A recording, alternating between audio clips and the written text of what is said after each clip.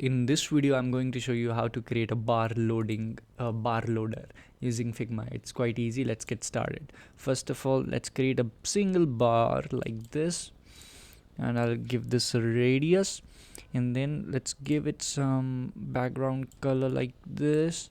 And now let's create one rectangle and put it inside this bar. Give it radius and adjust the height so it can look nice inside the bar like this. Yep.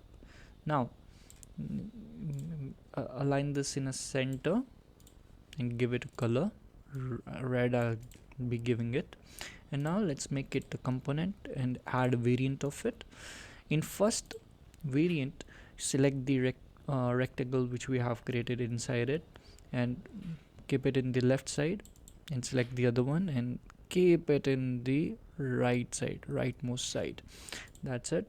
Select the first one and go to the prototype, attach first with the second variant and select the after delay, and first add the 1 milliseconds, and select the smart animate, and then here 900 milliseconds.